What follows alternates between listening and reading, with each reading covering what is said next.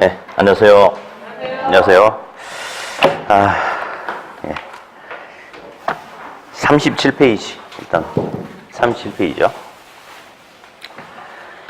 일요일날 나오니까 기분이 어때요? 맛이 갔군요, 이제. 좋아요? 안 좋은데? 자, 어디 이제 오늘 하는데 27페이지 이제 수요 가격 탄력성 이제 거기를 할 거거든요. 그럼 일단은 이제 이게 탄력성에 대해서 좀 정리를 해야 되니까 요약집 29페이지를 잠깐 좀 펴볼게요. 29페이지 잠깐만요. 29 요약집.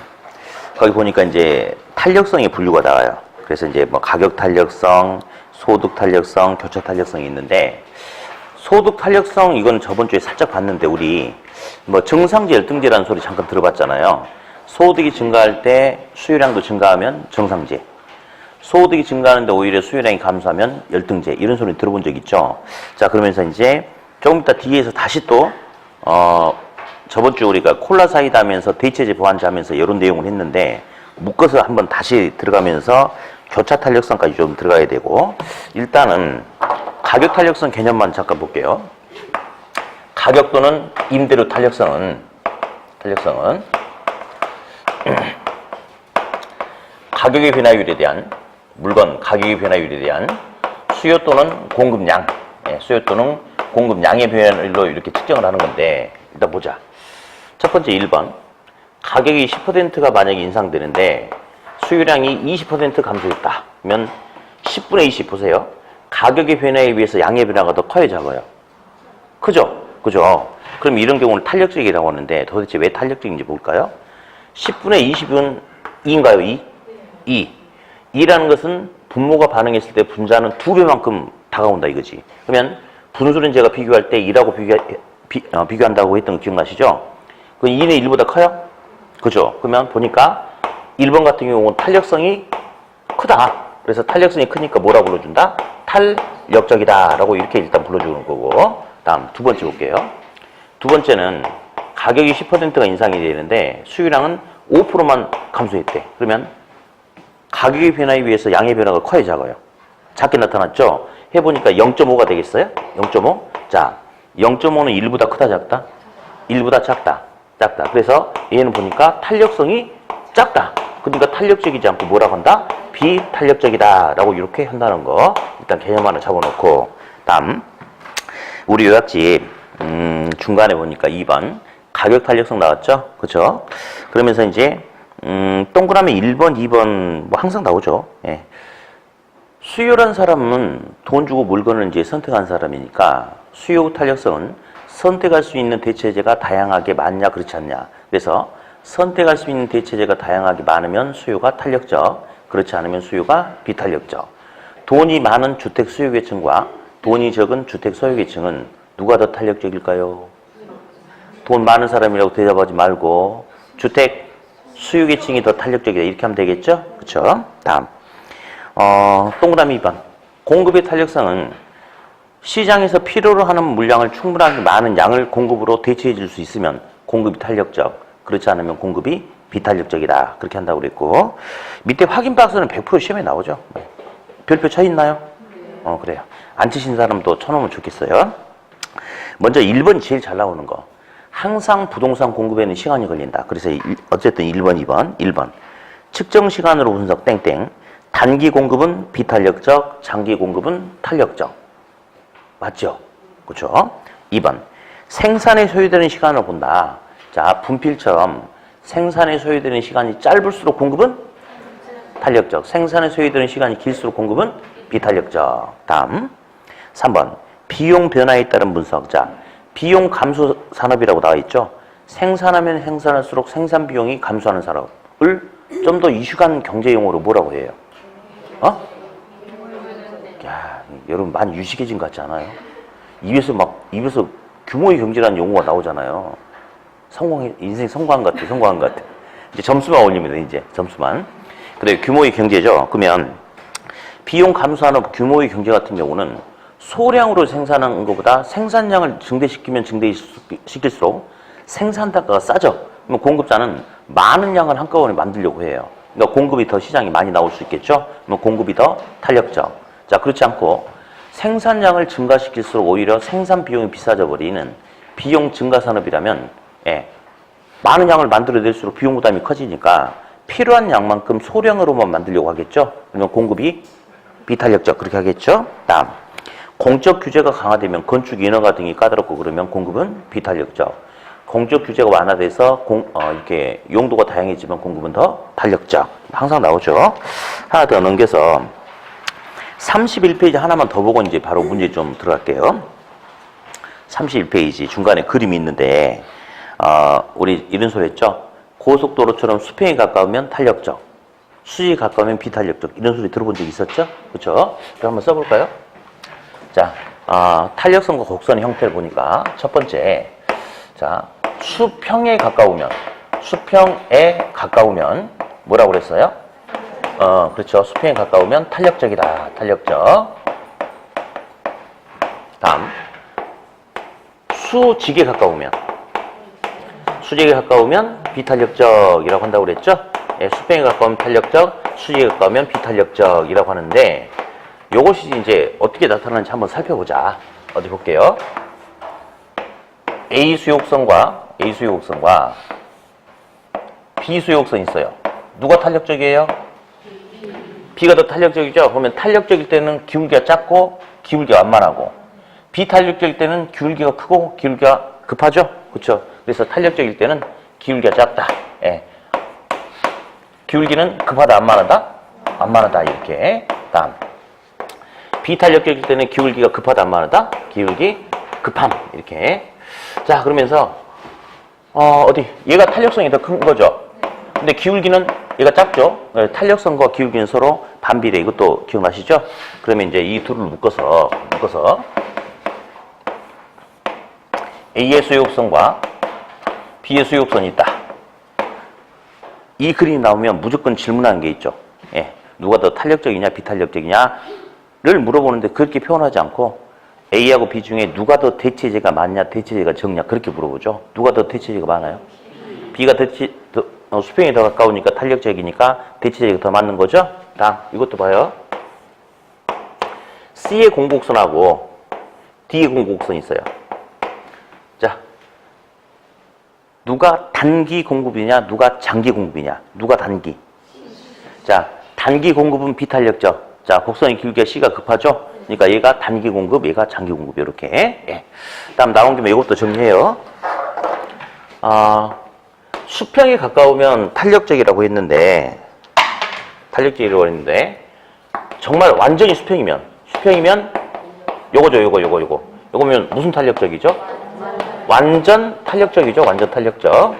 그럼 항상 뭐 고정? 항상 가격 고정. 수직에 가까운 비탄력적이라고 그랬는데 수직이면 무슨 비탄력적이에요? 완전 비탄력적이죠. 완전 비탄력적이죠. 항상 뭐 고정? 항상 양고정. 이렇게. 그러면서 이제 뭐 시험에 여지껏 딱 2번 물어봤는데 오답을 유도하진 않고 그냥 한번 해볼게요. 이 물건에 대한 선택할 수 있는 대체제가 다양하고 많으면 수요가 탄력적, 그렇지 않으면 비탄력적이라고 했죠. 자, 대체제가 많으면 뭐라고요? 탄력적. 대체제가 무한대로 많으면 완전히 탄력적이죠. 그래서 완전 탄력적일 때는 그 값을 무한대라고 이렇게 이야기해요. 다음, 대체제가 제한되면 뭐라고요? 비탄력적. 이것에 대한 대체제가 전혀 없으면 완전 비탄력적. 전혀 없다는 것은 대체제가 몇 개가 있다? 0개가 있다. 그래서 완전 비탄력적일 때는 0이다. 그렇게 이야기를 해요. 네. 자, 다음에 이제 문제를 좀 풀어볼게요. 27번. 자, 수요 가격 탄력성에 대한 설명으로 틀린 것은, 자, 1번. 수요 가격 탄력성은 가격 변화율에 대한 수요량의 변화율을 산정하는, 자, 정량적 지표라고 나와 있죠. 네. 문제집 37페이지 27번 하고 있어요. 문제집 37페이지 27번. 오늘은 또, 빨간 날 공부하러 왔으니까 절대 뭐라고 안 할게요. 피세요. 딱 한 번 나왔는데, 우리가 배우는 이제 탄력성은요, 가격이 달라짐에 따라서 그 양이 어떻게 변하는지 그 양에 대한 분석을 판단하기 때문에 정량적 분석이다. 그냥 한 번 글이 나왔어요. 다음 2번. 수요가 완전 비탄력적 수직이면 공급이 달라진다 하더라도 균형 거리 양은 변함이 있다 없다? 없다. 예. 다음 3번. 가격 변화율보다 수요량의 변화율이 더 큰 경우. 자, 봐봐. 가격 변화율보다 수요량의 변화율이 더 큰 것은 1번이 2번이야. 1번이죠. 그러면 이런 경우에는 탄력적이죠? 그렇죠. 그러면 가격 탄력성은 1보다 크다. 맞아요? 맞아요. 네. 다음 4번. 수요가 비탄력적일 경우에는 요건 거보다 가격 변화에 비해서 양의 변화가 적은 거. 이런 경우에는 균형 가격의 변화율보다 균형량의 변화율이 더 큰 거예요? 작으니까 비탄력적인 거죠. 작으니까. 4번 틀렸죠? 네. 5번. 수요가 완전 탄력적이면 수평이면 균형 임대료, 균형 가격 불변이죠? 맞아요. 답 4번 틀렸는데 5번 밑줄 그어놓고 5번 밑에다가 직접 손을 써. 예. 완전 비탄력적 수직이면 양고정. 완전 탄력적 수평이면 가격 고정. 직접 한번 써보세요.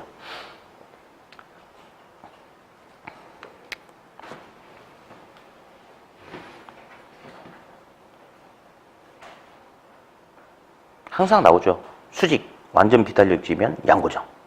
수평, 완전 탄력적이면 가격 고정. 항상 나와요. 네. 다음 이제 어디 28번 또 풀어볼까요? 수요 가격 탄력성 결정 요인에 관한 설명으로 틀린 것은 1번. 수요 탄력성이 적용되는 정도는 부동산의 용도, 종류에 따라서 상이한 반응을 보인다. 맞아요. 근데 1번과 5번을 엮어보니까 우리 5번 은근히 또 시험에 잘 나오네. 주상공 중에 누가 더 탄력적이라고 그랬어요?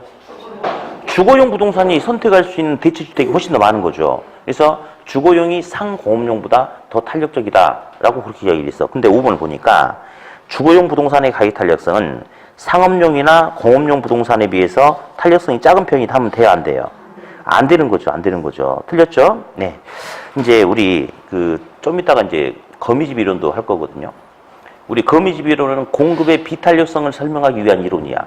그러면 주상공 중에 어디에서 누가 더 비탄력적이다? 상공. 그러니까 거미집은 제가 공급의 비탄력성을 설명하기 위한 거니까 상공업용 부동산에서 흔히 나타난다고 그랬죠? 그리고 농담도 한마디 했잖아. 거미집은 어디다 친다? 상공이 친다. 그런 농담도 한번 해본 적 있어요. 네. 다음 2번. 어느 부동산과 밀접한 대체제가 시장에 출현한다면 그 부동산에 대한 수요 탄력성은 이전보다 커질 것이다. 맞을까요? 맞아요. 우리 이제 다음 수업할 때, 내일 끝나고 그 다음 부동산 정책 할 때 어떤 지문이 또 나오냐면요. 잠깐만요. 우리 문제집 어디를 좀 펴보냐면, 잠깐만요. 어디냐면, 어디다. 저기 34페이지. 77페이지 34번 문제. 이제 우리 다다음번에 할 건데 그냥 한번 체크 좀 한번 해보게요. 그거 보니까요. 공공임대주택 공급이란 게 나와요. 그죠? 그럼 이제 예를 들어서 읽어볼게요. 1번. 저소득층 임차인을 보호하기 위한 정부가 공공임대주택 공급은 정부가 직접 임대주택을 공급하는 제도다. 맞겠고요. 2번. 이 시장 임대료보다 낮은 가격의 공공임대주택을 정부가 공급하면 이것은 정부가 직접 개입하는 거예요? 간접 개입하는 거예요? 직접 개입하는 거죠. 그렇죠? 그럼 맞아요. 그다음에 이제 5번 보면 그러면 공공임대주택 공급은 임차인의 탄력성을 낮추고 문장 끊어봐. 자, 공공임대주택을 공급해주면 임차자 입장에서 선택할 수 있는 대체제가 늘어나는 거 아니에요? 그러면 탄력성이 높아지는 거예요? 낮아지는 거예요? 높아져야 되겠죠. 틀렸죠? 그죠? 그리고 이제 배운 지 딱 2달 됐는데 지금 기억하냐고 물어보는 자체가 말도 안 되는 건데 전에 우리가 조세정가 기착을 배웠어요. 그래서 탄력적이면 유리하다, 조세 부담이 작다. 비탄력적이면 불리하다, 조세 부담이 크다. 이런 소리 들어본 것 같죠? 맞아요. 그러면 잠깐만 책 보지 말고. 그러면 임차인에게 공공임대주택을 공급을 해주면 임차인의 탄력성은 이전보다 커질 거 아니야, 수요가. 그죠? 그러면 이전보다 임차인, 수요자가 부담하는 조세 부담은 더 커질까, 작아질까? 작아지겠죠. 그래서 이제 5번 끝에 보니까 임차인의 탄력성이 높아지는 거죠. 그러면 조세 부담을 심화시키는 거예요? 완화시키는 거야? 완화시키는 거죠. 그러니까 여기서는 이제 5번이 틀린 거죠. 5번이. 그래서 대단히 중요한 지문이에요. 그래서 나중에 또 그렇게 쭉 연결이 된다는 거. 아무튼 다시 오셔가지고 37페이지 28번. 37페이지 28번. 예. 자, 그래서 아무튼 2번 해봤죠?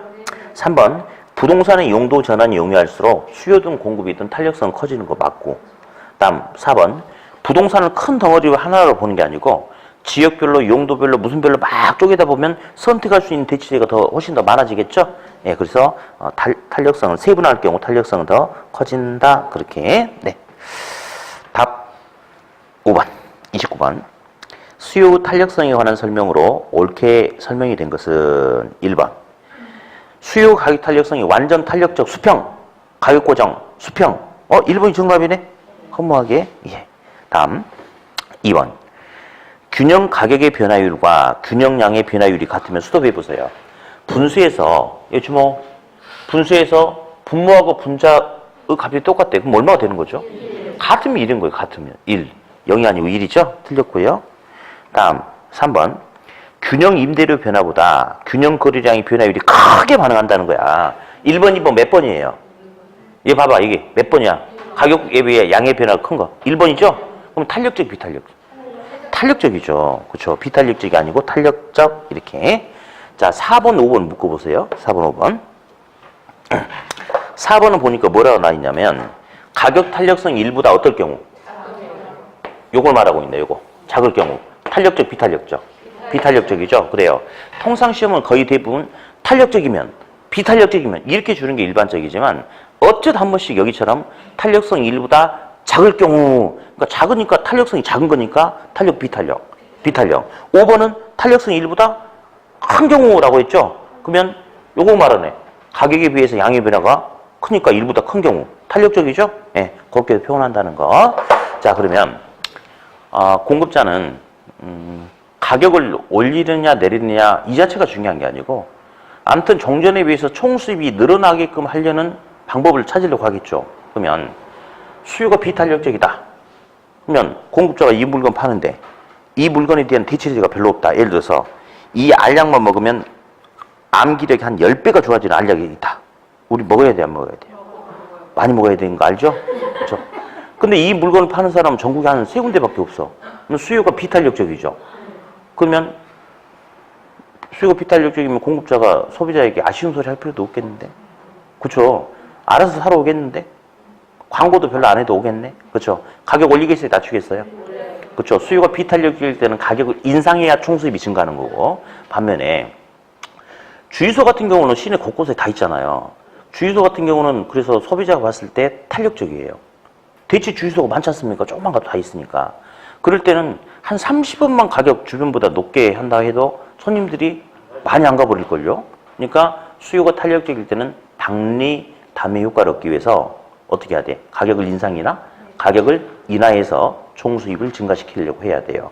그래서 4번과 5번 보니까 일단 문장이 맞아. 4번. 가격 탄력성이 일보다 작은 비탄력적일 경우에는 임대료를 올리면 5번.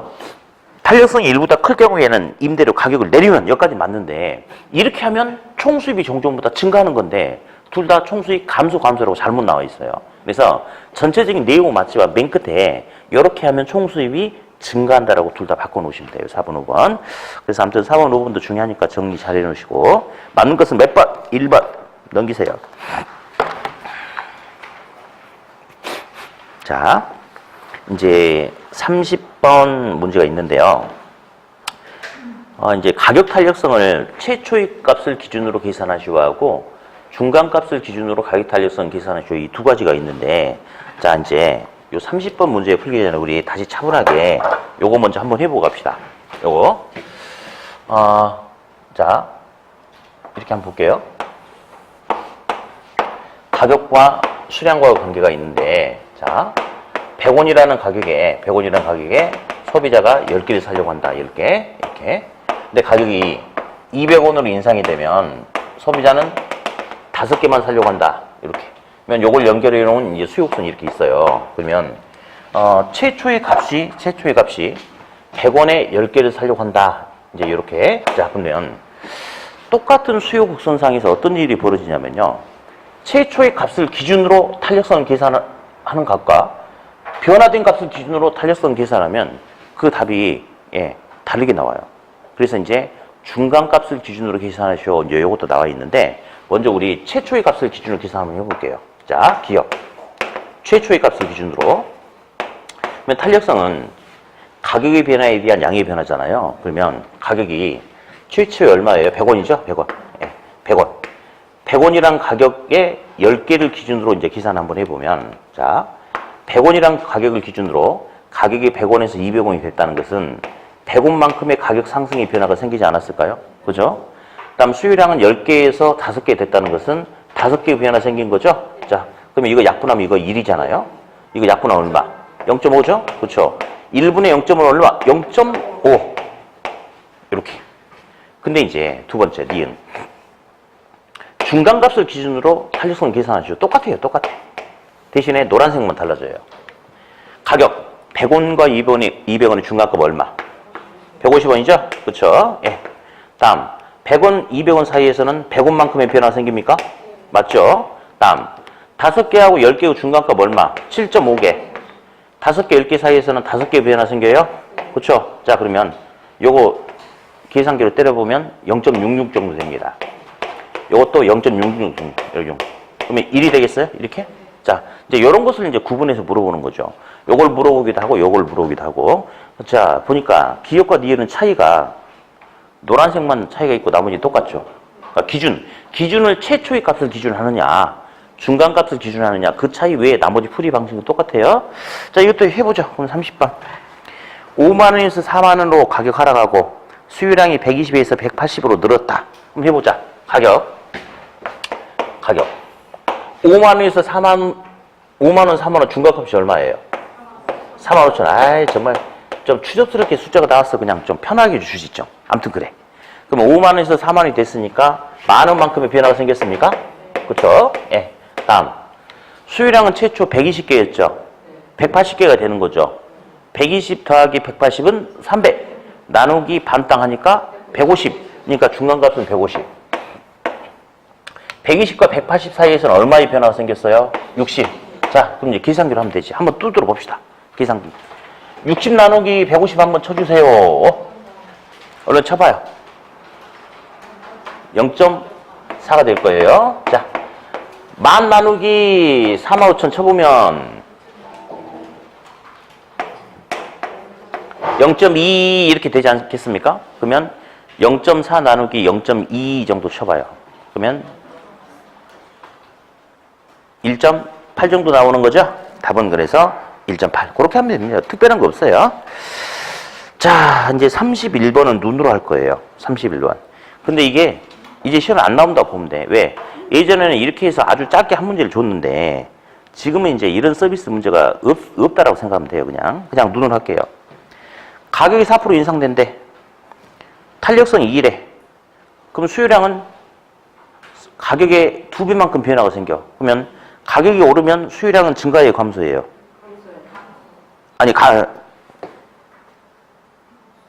감소하죠. 감소하죠. 가격이 오르면 수요량이 감소하는데 가격에 비해서 수요량이 2배만큼 감소했대. 그러면 얼마? 8% 감소입니까? 그쵸? 답 4번이죠? 자, 근데 이제 이런 문제는 혼자 나오는 게 아니고 이제 좀 이따가 36번, 7번 할 거예요. 36번, 7번 좀 이따 할 거거든요. 그런 식의 문제가 나올 때 이제 이런 걸 하나를 주는 거예요. 그런 식의 문제 나올 때. 다시 이제. 근데 제가 보니까 31번이나 32번이나 그게 그거거든, 사실은. 근데 딱 보니까 32번은 접근 방식이 약간 좀 달라. 차라리 31번보다는 32번이 독립적으로 나온다면 나올 수가 있을 수 있겠다. 이런 생각이 들더라고요. 그래서 한번 32번을 보니까 어느 지역의 부동산 수요량을 10% 증가를 시키려면 가격을 어떻게 해야 되느냐. 기존의 문제는 이제 이런 식이었죠. 저 탄력성이 얼마고 가격이 얼마큼 달라짐에 따라서 수요량이 어떻게 변하는지 그걸 물어봤는데 이제는 정부가 정책적으로 요만큼의 수요량을 이렇게 하기 위해서는 탄력성이 얼마 때 가격을 어떻게 조절해야 되느냐. 그래서 가격의 변화를 이제 물어본 거예요, 역으로 지금. 그래서 은근히 의미가 있을 수 있는 문제가 돼요. 그러면 한번 보자. 수요량을 10%를 증가시켜야 돼요. 10%. 그러면 가격은 X만큼 내려야 되겠네? 내려야지 수요량이 증가하겠죠. 근데 탄력성이 얼마예요? 2죠. 예. X를 구하려고 하는데 당연히 20분의 12, 5분의 10이겠지. 자, 근데 우리 분모인 X 잡아내는 게 되게 많이 물어보잖아요. X 잡아낼 때 어떻게 한다고 그랬어? 이렇게 자리 바꾸면 된다고 그랬죠. 그러면 X만큼 가격이 인하되고 2죠? 그러면 X가 얼마예요? 5. 그럼 가격은 5% 인하된다. 그래서 뭐 계산은 그거지 사실은. 근데 물어보는 방향이 이제는 짧게 나온다면 차라리 32번 같은 문제가 더 적합할 가능성도 충분히 있다. 이렇게. 네. 33번, 35번은 시험에 엄청 중요한 거죠. 엄청. 예. 그래서 요약지 다시 32페이지 펴입니다. 32페이지 양가로 4번은 시험에 무조건 나오죠. 무조건. 예.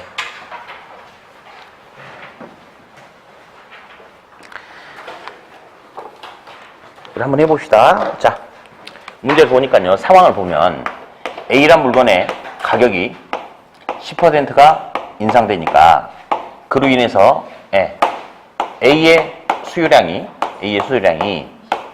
20% 감소한다고 나왔죠? 그렇죠? 그리고 B의 수요량은 15%가 뭐하고? 15%가 증가하고 다음 C의 수요량은 5%가 감소한다 이렇게 나와 있죠? 자, 잠깐 스톱. 이제 우리가 이제 하나씩 가는데 가장 첫 번째 물어보는 것은 요거 물어보죠. A 가격이 변함에 따라서 A 수요량이 어떻게 달라지느냐. 즉 A의 임대료 가격 탄력성을 물어보는 거죠. 탄력성이 얼마냐.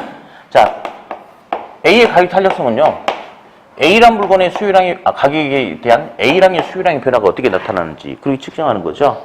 그러면 A의 가격이 10%가 비싸지니까 A의 수요량은 20%가 감소하더라. 그럼 얼마예요? 마이너스 2라고 하면 안 돼. 2라고 해야 돼. 2. 왜냐면 가격과 수요량은 반비례란 말이에요. 그냥 2야. 원래는 마이너스 2인데 절대값이 씌워주거든요. 그럼 볼래요? 똑같은 조건에서 공급을 볼까? 공급? 예, 공급. 자, A란 물건의 가격이 10% 인상되면 A란 물건의 공급량은 20% 증가한다. 그럼 요건 그냥 2잖아요. 요건 마이너스 2고. 그러니까 마이너스 붙이는 것은 딱 한 군데 거기 있잖아. 거기. 보완제, 교차 탄력성 그것만 마이너스 붙이고 나머지는 마이너스 안 붙이는 거예요. 예. 그냥 2예요. 2. 2는 1보다 크니까 탄력적, 비탄력적, 탄력적 이렇게.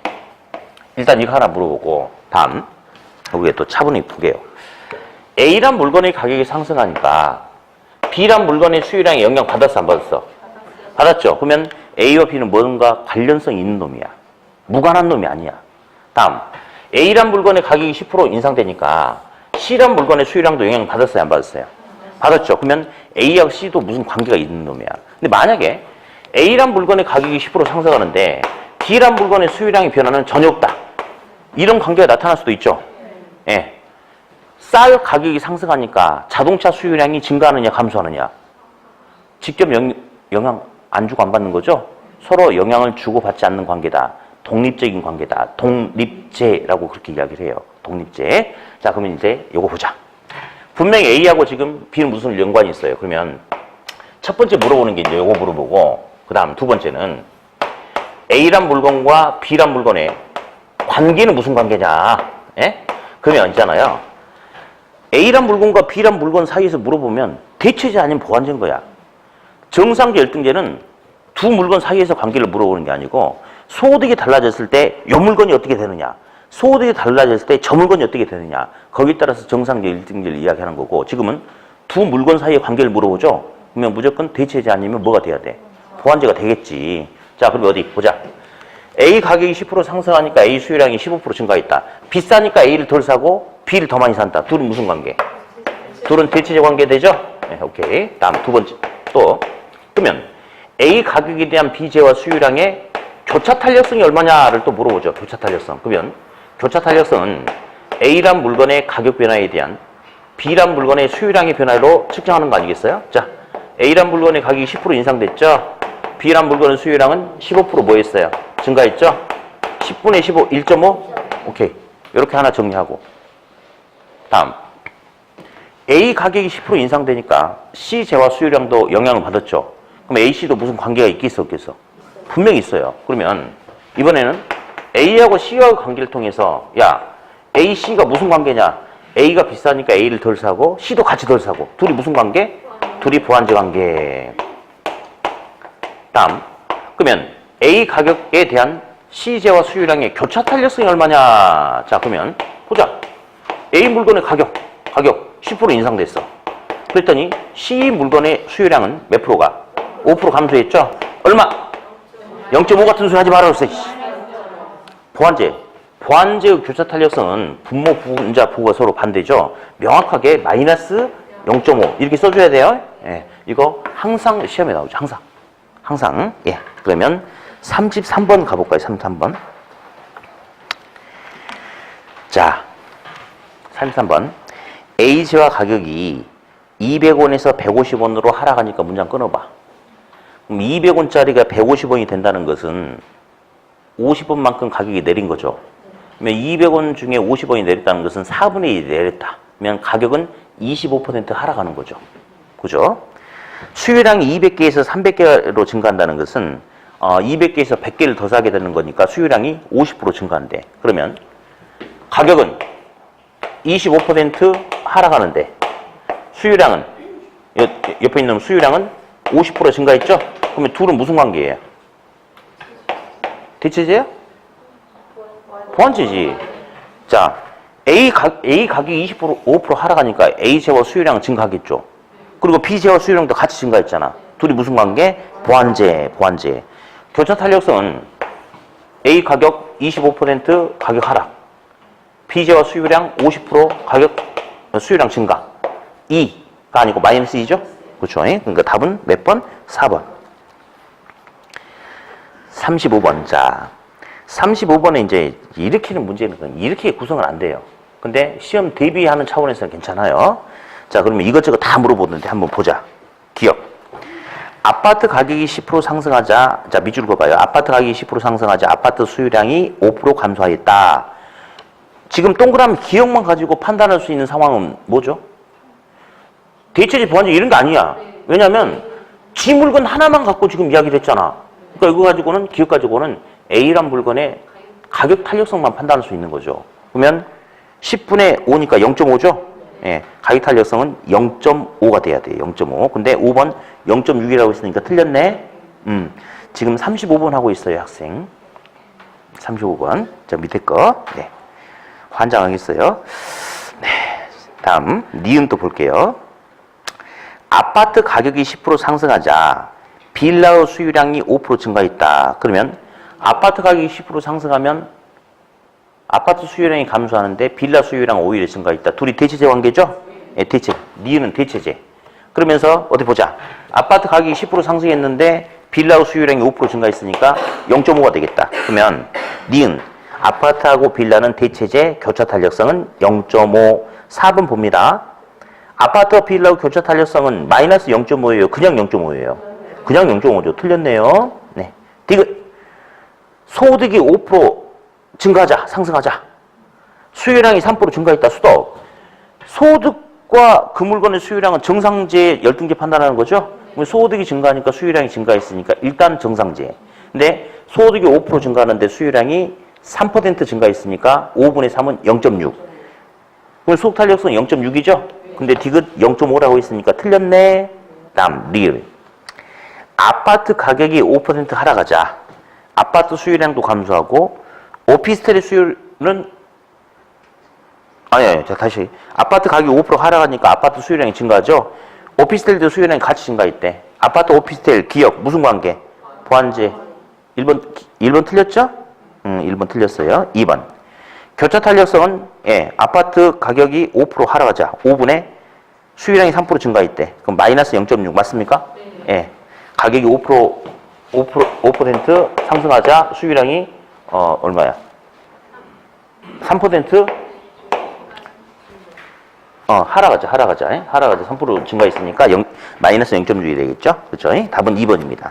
아무튼 지금 이 부분은 무조건 나오니까 좀 신경을 씁시다. 네. 자, 이제 36번, 37번 할 텐데요. 36번, 37번 할 텐데 36번이 시험에 이제 주가 돼요. 36번이. 예. 자, 그러면 어디? 칠판 이쪽에도 한번 해볼게요. 먼저 이제 36번을 보니까 이렇게 문제가 나와 있어요. 하기 전에 어디 봅시다. 내 월 소득이 100만 원이었어요. 100만 원. 나는 회를 너무 좋아해. 그래서 회 가격이 2만 원이거든요. 2만 원이길래 2만 원일 때 이 회 가격이 2만 원, 가격이. 그럴 때 나는 회를 한 달에 4번 사 먹었다. 근데 가격이 비싸지더라. 그러면 4번 먹다가 소비량을 3번으로 줄일 수도 있는 거죠. 종전보다 한 번 덜 먹을 수 있는 거죠. 가격이 비싸지면. 근데 가격만 상승하는 게 아니고 또다시 거기에 소득까지 같이 늘어날 수 있어요? 그러면 가격만 놓고 보면 소비량이 줄여야 되는데 소득이 증가하면 소비량이 한 3번 늘어서 한 달에 6번 먹을 수도 있겠어요?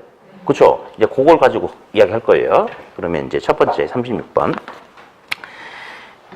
A 부동산의 수요 가격 탄력성과 소득 탄력성이 각각 0.4와 0.5이다. A 부동산 가격이 10% 상승하고 소득이 10% 증가할 경우에 수요량 전체 변화율은 얼마냐? 지금 36번은요. 가격과 소득이 동시에 변했을 때 종전에 비해서 수요량이 어떻게 달라지느냐? 그러면 가격은 가격끼리 따로 계산하고 소득은 소득끼리 따로 계산해가지고 두 영향을 합치면 되는 거예요. 우리 한번 해볼까요? 가격 탄력성 먼저 해보죠. 가격 탄력성. 가격의 변화에 대한 수요량의 변화인데, 자, 가격이 10%가 비싸진 거예요. 그럼 수요량은 X만큼 감소해야 되지 않겠어요? 근데 가격 탄력성이 얼마냐면요. 0.4래요. 0.4. X가 얼마가 돼야 되겠어? 4. 10분의 4가 0.4니까. 그러면 가격 상승만 놓고 보면 수요량은 종전에 비해서 4%가 감소한 거죠? 됐어요. 됐고요. 이제 소득 탄력성을 잡을 거예요. 소득 탄력성. 자, 소득 탄력성. 소득이 몇 %가? 10%가 증가할 때 수요량은 Y만큼 증가해야 되지 않나요? 소득이 증가하니까. 그 탄력성이 0.5래요. 그러면 Y가 얼마가 돼야 돼? 5가 돼야 되겠지. 10분의 5. 그러면 소득만 놓고 보면 수요량이 5%가 늘어난다 이거죠. 그래서 이 두 영향을 동시에 같이 합쳐보니까 수요량은 종전보다 얼마가? 종전보다 1%만큼 수요량이 증가하게 된다. 이게 답이 되는 거지. 그래서 요 문제가 일반적인 문제예요. 요 문제가. 예. 그러면 이제 37번은 문제가 약간 다르거든요. 37번이. 그러면 문제를 이렇게 한번 해볼게요. 37번은 잠깐 일단 해볼게요. 아파트 공간에 대한 수요 가격 탄력성이 0.8이고 소득 탄력성이 0.5다. 아파트 가격, 임대료가 10% 상승하였음에도 아파트 수요량의 변화가 없다. 그러면 소득은 어떻게 될 것인가? 일단은 있잖아요. 가격이 비싸지면 수요량이 감소를 해야 될 텐데 수요량이 감소하지 않고 종전하고 똑같대. 아마 그러면 소득이 증가하면 나타날 수 있는 상황 같은데 일단 37번 이렇게 만들어 볼게요. 제가 먼저 우리 가격 탄력성 먼저 계산해 볼까요? 가격 탄력성. 자, 가격이 지금 몇 %가? 10% 비싸진 거죠? 그렇죠? 그러니까 수요량은 X만큼 감소해야 될 거예요.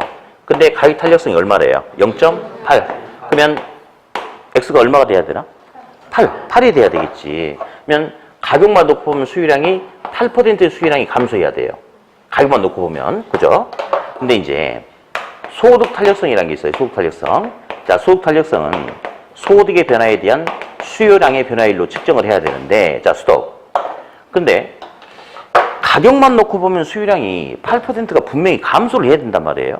감소를 해야 돼요. 근데 전체적인 수요량의 변화는 0%라고 그랬죠? 그럼 아마 가격만 놓고 봤을 때 가격에 의해서 수요량이 8% 줄었으면 소득의 증감에 따라서 수요량이 몇 %가 증가해주면 8%가 증가를 해주면 가격 비싸진 만큼 덜 사고 소득이 증가한 만큼 더 사는 영역이 똑같다면 종전에 의해서 수요량의 변화가 0이 될 수 있겠죠? 그렇죠? 예. 자, 그러면 이제 요걸 물어본 거예요. 이 문제는. 그래서 그러면 소득이 8%가 늘어나기 위해서는 소득에 의한 수요량이 8%가 늘어나기 위해서는 소득이 Y만큼 증가를 해야 된다. 그러면 이 소득 탄력성이 얼마냐면 0.5죠? 0.5죠? 그러면 Y가 얼마가 돼야 되느냐? 자리 바꾸면 되죠? Y하고 0.5. 그럼 8 나누기 0.5 쳐보세요. 얼마? 소득이 16%가 늘어난다면 가능하다. 이겁니다. 그래서 아무튼 이제 이 문제하고 뭐 큰 차이는 없으나 이 문제는 좀 수월한 문제고 요거는 좀 약간 까탈스러울 수가 있어요. 근데 시험에 딱 한 번밖에 안 나왔어요. 한 번. 요런 방향의 시험이 줍니다. 주. 그래서 아무튼 36번 중심으로 좀 보시는 게 좋겠어요. 네. 자, 다음에 이제 38번. 38번은 제 책에다 별표 쳐놨어요. 별표. 요약집 29페이지 피지 마시고요. 쓰기만 해. 아까 우리 수업 시작하자마자 요약집에 보면 뭐가 있었냐면요. 공급의 탄력성을 뭐 단기 공급 비탄력, 장기 공급 탄력 해가지고 구분한 게 있었어. 그 내용이 있으니까 나중에 보시고 봅시다. 1번. 용도 전환이 용이할수록 공급의 임대료 가격 탄력성은 더욱 커진다. 맞죠? 그렇죠? 2번. 생산에 소요되는 시간이 길수록 어디 분필하고 아파트하고 지금 2번은 누굴 말하고 있는 거야? 분필은 생산에 소요되는 시간이 짧을 텐데 아파트가 길지 않겠어요? 아파트처럼 생산에 소요되는 시간이 길수록 공급의 탄력성은 점점 커진다? 비탄력이 작아진다라고 해야 되겠죠? 2번 틀렸네요. 네. 3번이 제일 잘 나오는 지문이니까 3번 지문 끄집어 빼가지고 거기다가 직접 손을 쓰세요. 단기 공급 비탄력, 장기 공급 탄력. 3번 지문 옆에다가 단기 공급 비탄력, 장기 공급은 탄력적이다. 그렇게 쓰세요.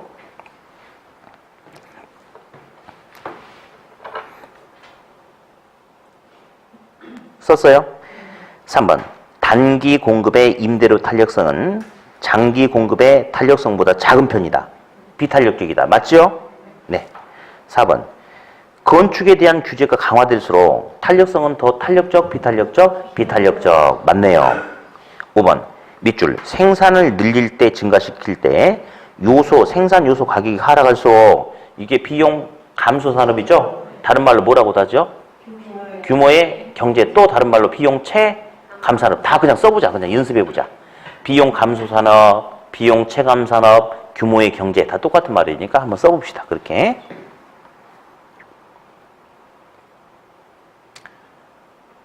자, 이런 상황이라면 소량으로 찔끔찔끔 만들어내는 것보다 많은 양을 한꺼번에 만들어낼수록 비용 부담이 줄어드니까 대량 생산이 이루어질 수 있겠죠? 그럼 공급은 보다 더 원활하게 탄력적으로 나타날 수 있다. 공급이 더 탄력적이다. 맞죠? 답은 2번인데 대단히 중요한 문제입니다. 38번은. 네. 자, 이제 39번, 40번을 하는데 아까 우리 이렇게 했어요. 어느 한쪽이 자 수평이면 무조건 뭐고정? 갈고정. 수직이면 무조건 양고정. 그렇게 했죠? 그러면 요거 잠깐 좀 쉬었다 합시다. 예. 쉬었다가 39번부터 진행하겠습니다. 예.